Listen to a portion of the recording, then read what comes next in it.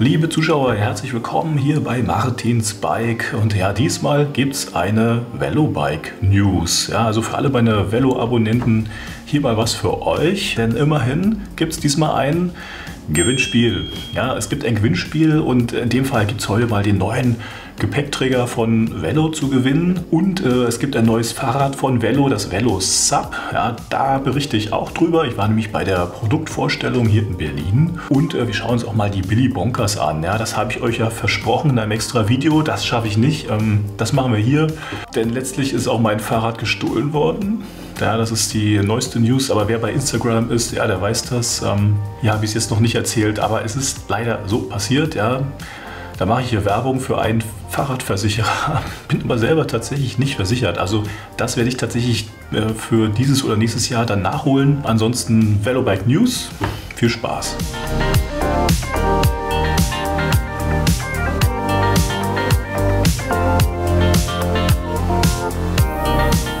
Velobike bringt ein neues Fahrrad auf den Markt und zwar das Velo Sub oder heißt Velo SUV, so wird das genannt, in Anlehnung an SUV. Und das hat ein paar Superlative. Ja? Also es wird als das kleinste und leichteste Cargo-Bike bezeichnet. Ja? Es ist ein Long-Tail-Bike, ja, oder Cargo-Lastenrad kann man auch sagen. Klar, es ist leicht, das ist nämlich in der Titan-Version nur 24 Kilogramm schwer oder leicht. Hat 2 Akkus mit jeweils 500 Watt und da kommt ihr, glaube ich, bis über 200 Kilometer Reichweite und ihr könnt bis zu 200 Kilogramm mit dem Fahrrad transportieren. Ja, also sind eigentlich ganz spannende Sachen. Ja, und ich war bei der Produktvorstellung und ich würde sagen, da gucken wir uns das Fahrrad mit ein paar Bildern mal genauer an. Ja, und das Velo Sub wurde in Wien, aber auch in Berlin vorgestellt und ich war vor Ort hier am Kurfürstendamm. Und hier seht ihr das schicke Lastenrad von Velo. Natürlich kann ich euch auch einen Fahreindruck geben und so viel kann ich sagen, es hat wirklich Spaß gemacht, damit eine Runde hier am Brandenburger Tor zu radeln. Man sitzt auf jeden Fall sehr gut drauf und der Spaß entfaltet sich dann aber durch den Bosch Cargoline Motor, ja, der ganze 85 Newtonmeter Unterstützung bietet und damit letztlich die 210 Kilogramm Gesamtgewicht schaffen darf. Aber mit der Power hatte ich ordentlich Spaß und ich war noch nicht mal im Turbo-Modus. Unterstützt wurde ich dabei auch von der stufenlosen Enviolo-Nabenschaltung. Ja, damit könnt ihr auch beim Treten schalten, also eine sehr coole Sache. Das Vorführrad hier von Velo war jetzt die blaue Stahl-Variante, ja, die es wohl in blaue und Kupferfarben gibt und natürlich auch ohne Farbe, ja, und das ist die Titan-Variante und die wiegt tatsächlich nur 24 Kilogramm, dann allerdings als Single Speed, also ohne Gangschaltung. Was ich ebenso interessant fand, war die gute Verstellbarkeit des Lenkers. Ja, hier seht ihr Valentin Wodjew, der CEO von Velobike, in Aktion. Und wie ihr seht, macht er das hier ohne Werkzeug, ja, und kann den Vorderlenker wirklich tatsächlich relativ schnell in verschiedene Positionen verstellen. Ja, das ist sehr praktisch, wenn mehrere Leute das Velo Sub benutzen. Und somit kann jeder flott die optimale Sitzposition anpassen. Ja, und ebenso seht ihr hier noch den Mount für euer Smartphone, auch eine schicke Sache. Die Lademöglichkeit für Gepäck hier hinter dem Sitz ist echt ausgefeilt. Ja klar, ihr könnt hier bis zu 2 Kindersitze hintereinander montieren, aber es gibt auch Sitzpolster, ja, extra von Velo angepasst, die ihr per Klett hier befestigen könnt. Und auch die Velo-Fahrradtaschen, ja, die sind hier größer als normal, ja, also auch extra von Velo dafür passgenau angefertigt. Die beiden Kindersitze lassen sich auch ohne Werkzeug schnell montieren. Zum Einsatz kommt hier das MIG AD-System aus den Niederlanden. Das vordere Gestell ist aus dem bisherigen Velo-Baukasten entnommen, ja, und dieser Frontgepäckträger mit Klicksystem kann bis zu 10 Kilogramm an Last tragen. Also wie gesagt, 210 Kilogramm Gesamtgewicht, ja, das ist echt gut und dazu gibt es auch die Möglichkeit für bis zu 2 Akkus, ja, die euch weite 250 Kilometer bringen. Erwähnen möchte ich auch, dass die kurze Länge von 1,80 Meter, ja, dem Transport mit der Bahn sehr entgegenkommt. Ja. Hier hilft es auf jeden Fall beim Fahrstuhlfahren zum Bahnsteig, ja, dass das Fahrrad recht kurz ist. Da kommt ihr eben auch mit in die Fahrstühle und auch ins Abteil. Ja. Denn Cargo-Bikes sind in Deutschland eigentlich nicht erlaubt in der Bahn, ja, aber wenn sie so groß wie Pedelecs oder normale Fahrräder sind, dann ist das kein Problem.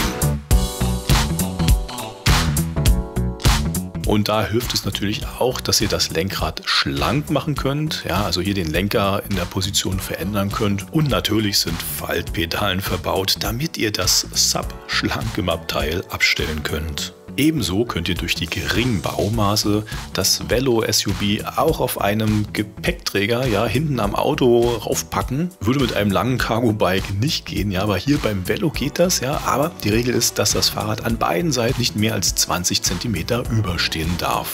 Okay, ist jetzt nicht so eine coole Nachhaltigkeitsnews hier, ja, das mit dem Auto, aber da ja Autos immer mehr elektrisch werden und wir alle hoffentlich dafür sorgen, dass der Strom grün wird, ja, möchte ich das Auto an dieser Stelle hier nicht verteufeln, ja, also an die eingeflaschten Fahrradcracks unter euch, seht's mir nach.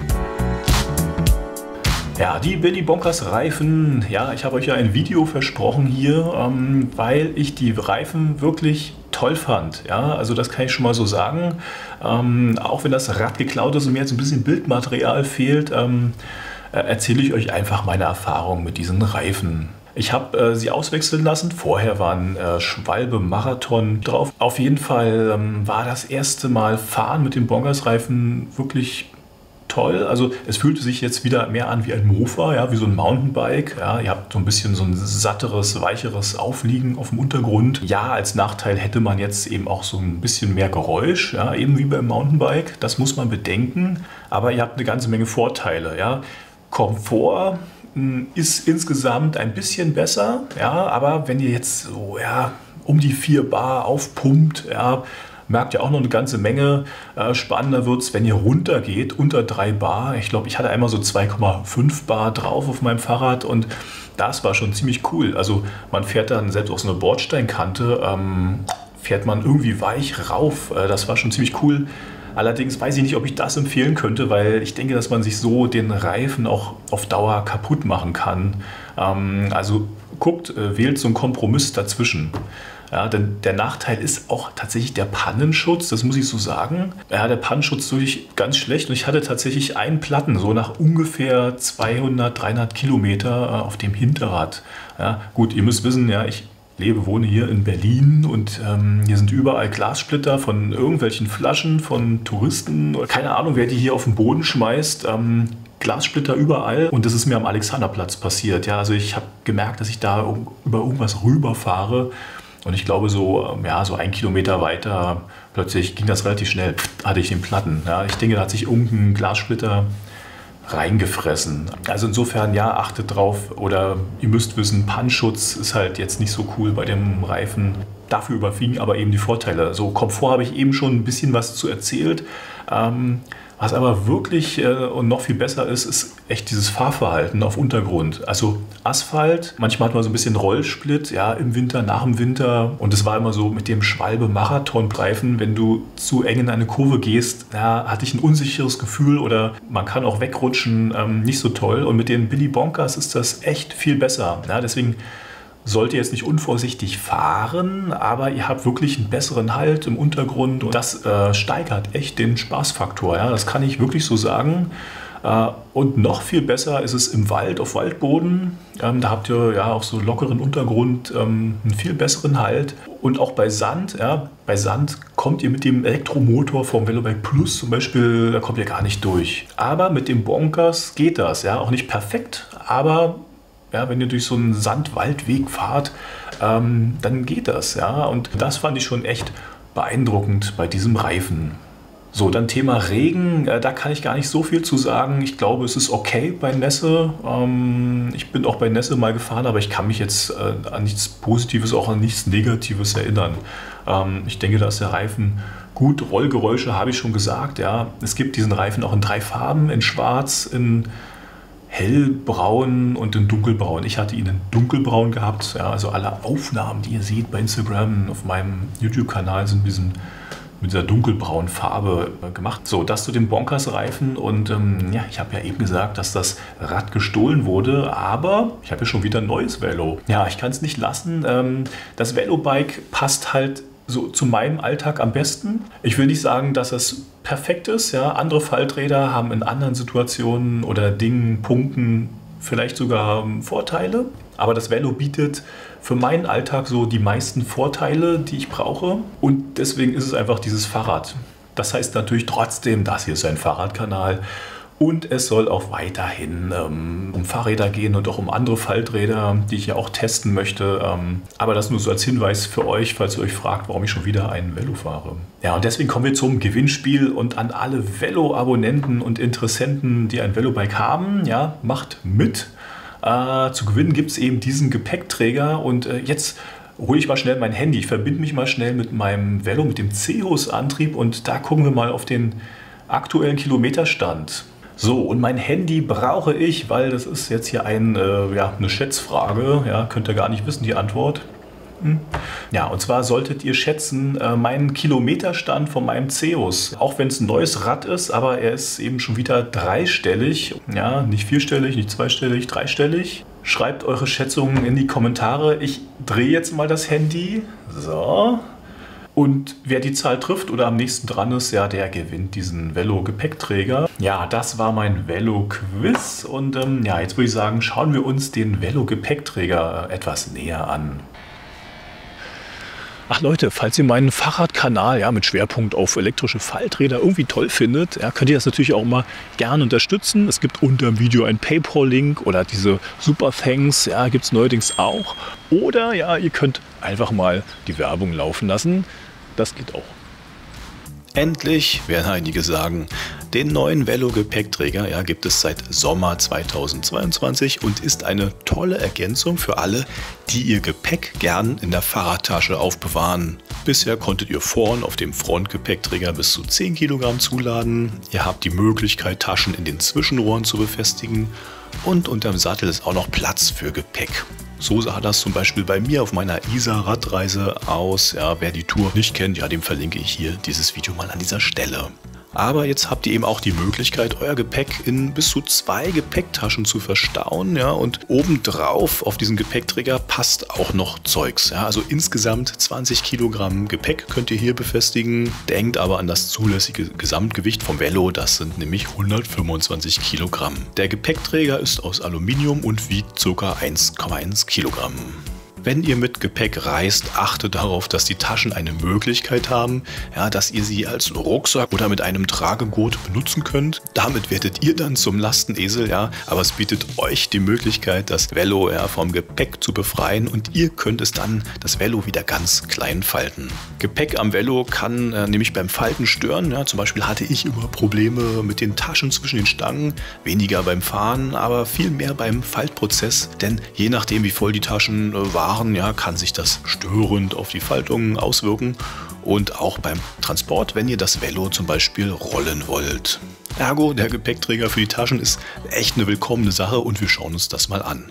Ja, an diesen beiden Schrauben hier könnt ihr das System kippen bzw. falten. Hier unten beklebt ihr das Velo mit diesem Schutzblech. Ja, damit habt ihr einen gewissen Kratzschutz an eurem Velo. Dann müsst ihr noch diese beiden Bügel anbringen. Ja, denn dort kann sich die Reisetasche einklinken und dann ist die Scheibenbremse und euer Rad davor geschützt. So, an dieser Stelle entfernt ihr noch die beiden Schrauben, ja, damit das Kippen gewährleistet ist. Würde nämlich sonst nicht gehen, wenn die Dinger noch drin sind. Und ja, hier oben ist noch so ein Gummidämpfer drauf. Wenn ihr das Gestell kippt, puffert das kleine Ding den Gepäckträger weich ab. Wenn ihr nun die Gepäcktaschen drauf macht, ja, ist es wichtig darauf zu achten, dass genug Platz für euren Fuß da ist. Und ja, bei meiner Schuhgröße 44 musste ich das Knicksystem der Tasche so anpassen, dass diese wirklich am hintersten Rand ihren Platz fand. Ja, aber das ging und ja, der Fuß mit Schuh hatte Platz.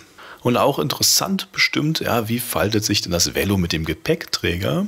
Ja, es ist aber relativ simpel und ich empfehle euch, das vor der Reise ein paar Mal zu trainieren. Ja, also zuerst faltet ihr das Velo ganz normal, ja, so wie ihr es immer macht. Dann den Sattel rausnehmen und den Gepäckträger umlegen und dann Sattel wieder rein. So, jetzt bekommt ihr aber ein Problem, ja, wenn ihr euer Velo auf dem linken Rad schieben wollt, ja, da die Stangen des Trägers hier am Hinterrad aufliegen. Ja, das rechte Radschieben geht zur Not auch, ja, macht sich aber immer schlecht wegen dieser kleinen Magnethalterung dort. Aber es gibt einen Trick, ja, ihr dreht euren Lenker so, dass ihr mit der Lenkerstange den Gepäckträger damit abfangt, ja, und dann geht es auch wieder mit dem Schieben. So, zurückfalten geht auch einfach, nämlich Stange raus, Gepäckträger umlegen, Stange wieder rein und dann könnt ihr es ganz normal falten und so sollte es funktionieren. Das Tragen vom Velobike mit Gepäckträger schauen wir uns auch noch schnell an. Ja, es ist ein bisschen schwierig. Ja, man kommt an die Mittelstange, kann es anheben, aber es ist etwas ungelenk. Ja. Aber es gibt auch hier einen Trick. Ja, ihr könnt diesen Gepäckträger einfach ein bisschen anwinkeln, hier bis zum Ellenbogen. Und dann funktioniert das mit dem Tragen ziemlich cool. Okay Leute, ihr wisst ja, mein Velobike, ja, was gerade geklaut wurde, ist ja nun auch schon so über 3 Jahre alt und ein paar Details haben sich mit der Zeit verändert und da schauen wir gleich mal auf mein neues Velobike. Aber bevor wir das machen, gucken wir mal, was macht denn das Voll-Titan-Velo? Ja, das wurde ja hier angekündigt, auch auf meinem Kanal, ja, mit unter 10 Kilogramm, ja, ein Velobike Plus. Aber es lässt auf sich warten, ja, so ein bisschen nach Elon Musk. Ich wurde hier schon mehrfach gefragt von verschiedenen Leuten, ja, wo ist denn das Velo? Gibt es das überhaupt noch? Und ich habe mal nachgefragt, ein wenig Geduld noch. Ja. Es kommt aber nächstes Jahr, also haltet durch. Okay Leute, werfen wir einen schnellen Blick über das Velobike Plus. Ja, ein bisschen hat sich ja was verändert gegenüber meinem bisherigen Rad. Ja, und das seht ihr hier. Das ist hier der Gen 2 Motor. Das erkennt ihr hier an den Zacken. Ja, das ist die Gen 2 Generation. Also die neueste Generation gibt es jetzt seit einem Jahr. Na, das ist das Merkmal der neuen Velobike Plus. Und es sind ein paar Kleinigkeiten, die sind mir aufgefallen. Auch ganz schön. Ja, also ihr seht hier, das ist der Flaschenhalter, beziehungsweise ja, ihr könnt ihr eine Halterung für euer Fahrradschloss ranmachen. Und das war vorher hier oben, ist jetzt hier runtergewandert. Das finde ich auf jeden Fall schon mal gut. Ja, wir haben hier noch andere Bremslichter jetzt. So einen magnetischen haben wir jetzt hier. Die sind anders. Und als Frontlicht haben wir jetzt das hier. Das kann man mal kurz abmachen. Ist halt magnetisch. Hier steht irgendwie Orion drauf.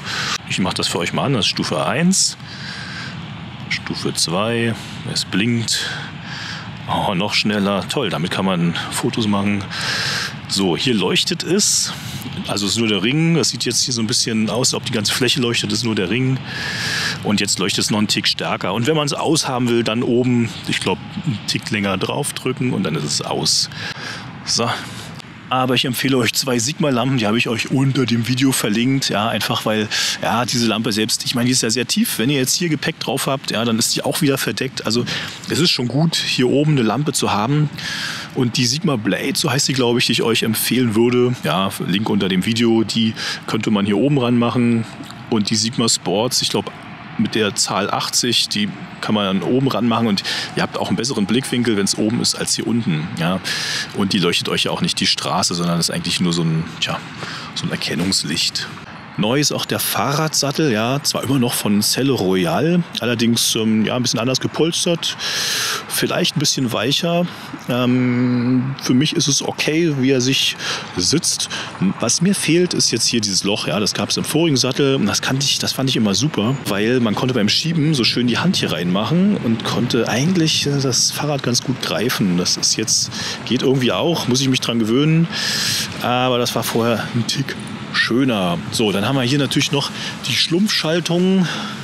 Ja, hier schöne Schwarz, schön treffsicher. Ja, das ist jetzt hier kein Problem mit der Vershacke zu schalten. Geht einfacher als mit diesem Nippel vorher, ist aber auch ein bisschen lauter. Die Pedalen sind jetzt auch anders. Ja, da sind jetzt diese hier verbaut. Gehen gut, besser als die Vorgängerpedalen. Ich hatte mich ja für die FD7 entschieden zuletzt und muss auch sagen, die haben nämlich so Zacken, ja, die sind mich auch ganz gut. Ja. Aber gegen diese hier kann ich auch nicht meckern. Falls euch die FD7 zusagen, ja, unter dem Video auch da die Links dazu. So, und die Velobike-Fans fragen mich auch immer, was ich als Fahrradhalterung habe. Und ich habe diese hier, ja, verlinke ich euch auch unter dem Video. Und die hat sich bisher bei mir als am praktischsten erwiesen. Ja, die hat hier so ein kleines Kugelgelenk und bisher hält die, ja, echt robust. Man kann das Handy relativ schnell fixieren. Perfekt. Na, okay, die Griffe sind jetzt auch breiter und ergonomischer. Okay Leute, so ist ungefähr das neue Velobike. Das ist natürlich ein Extra und auch hier hinten der Gepäckträger, der ist neu. Das ist natürlich auch ein Extra. Das gehört nicht zur Standardausführung. Ja, ihr Lieben, das war ein Velo-News-Video von mir. Ja, hier noch ein Videovorschlag, ja, wie ihr Geld sparen könnt. Ja, mein Video über Bußgelder und ja, hilft wirklich. Ja, da gibt es echt ein paar gute Tipps, wie ihr Geld sparen könnt, indem ihr nicht in die Fallen tappt, in die ich gefahren bin. viel Spaß mit diesem Video und ja, tragt Helm und bleibt gesund.